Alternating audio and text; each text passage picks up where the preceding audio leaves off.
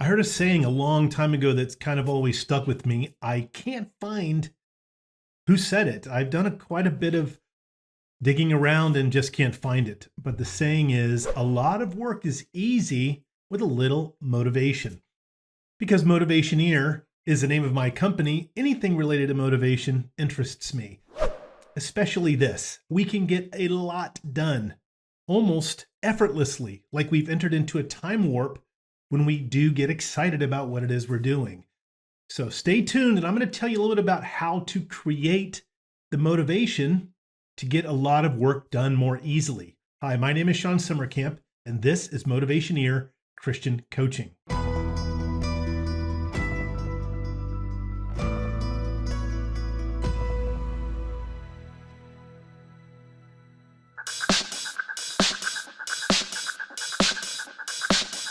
Okay, to start, I did a video called Know Your Power Hours. It was kind of a productivity series I was doing, and really the thing that stood out the most is this idea of knowing your power hours. So I'm not going to repeat all that goes into that, but one very important aspect of having a lot of motivation, or even a little bit of motivation, is to know when you are most machine-like, when your cognitive resources are at their peak. That's the time of the day, the circadian rhythm. Again, I don't want to go into that, but that's a really important video to go watch. I do recommend it kind of as a supplement to this. Another thing I recommend is to read the book Willpower Doesn't Work by Benjamin Hardy.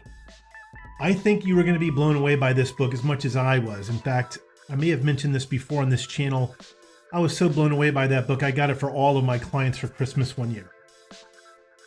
This guy, Benjamin Hardy, is an industrial design engineer where he focuses on how to arrange a physical environment in order to maximize a person's cognitive output, their abilities, really ultimately their motivation.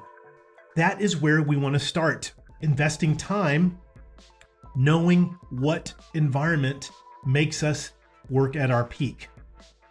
For many of us, because of COVID, working from home instantly put into the equation a ton of distractions. Lots of background noise, dogs barking, babies crying, kids doing funny things. In fact, I was doing a session once where a person that was on the call was starting to talk to this audience that I had put together, and he was breaking up a lot. And it was really important what he was saying, so we kind of slowed the whole presentation down and said, hey, can you find out what's going on with your side? Well, he was working from home that day, and one of his kids started doing some video gaming on their network and brought his network down to a crawl. Yeah, environment makes a big difference in getting momentum and building steam and getting in, I think, what others might call that flow state. So go to that book, Willpower Doesn't Work, and see what you find there. Now, I want to attach to this a spiritual concept. It's something that Jesus taught in Matthew 17 and in Luke 17, this idea of having a mustard seed size of faith. In Matthew 17, very interestingly, they were trying to cast out a demon, which he gave them authority to do a full 7 chapters earlier when he sent them out in Matthew 10. That's when I think he sent out the 72 in Matthew 10. Now here, 7 chapters later, Matthew 17, they can't do it. And they came to Jesus and said, hey, what's going on? He said, because your faith is so little. And then immediately says, if you had a mustard seed size of faith, you could tell this mountain to get up and go throw yourself into the sea. So kind of it was a pretty big dig on Jesus, on the disciples from Jesus. A mustard seed is this tiny. Your faith is even tinier than that.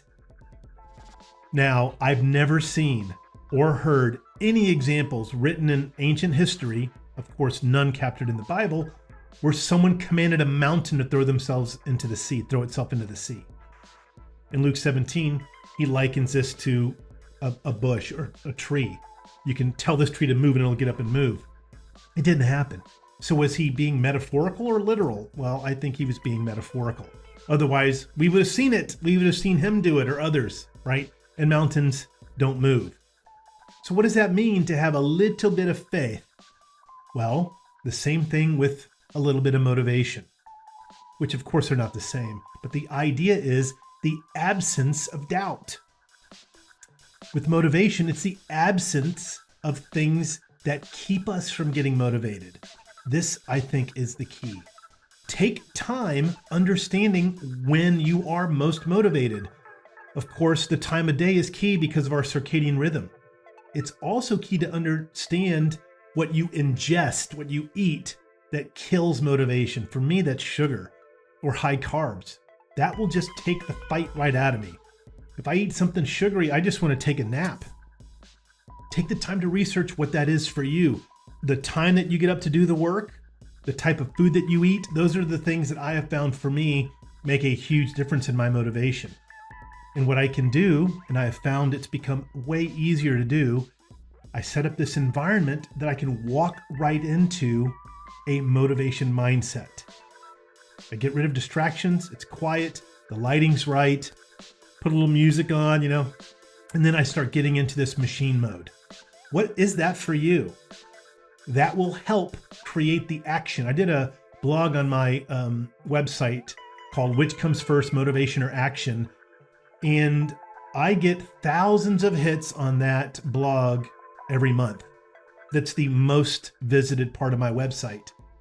And what I said there, and I'm saying to you here now, there is a lot of argument about which comes first. Do we act first and that generates motivation, or are we motivated first and that creates action? I think it's different for people because some very smart people on both sides of the fence have great arguments. The question is, as I put in that blog article, what is it for you? Take the time to investigate, research it, make that part of your mission to understand yourself well enough to know when you are motivated and when you're not, what gets you motivated and what takes the motivation out of you. And what you will find is the more you practice that, the more you'll get better at it, the more you'll accomplish. This is what we want to do with the talent God's given us. Make the most out of it, whether you have 5 talents, 2 talents, or 1 talent. Let's go find out what motivates us, because with a little bit of motivation, a lot of work is easy. Thanks for watching. Please be sure to like and subscribe and turn on notifications so you'll know when I create a new video. Please also consider becoming a member at Motivationeer.com. Your membership really supports this channel. And don't forget, your career is not just a way to make a living, it's a way to transform the world.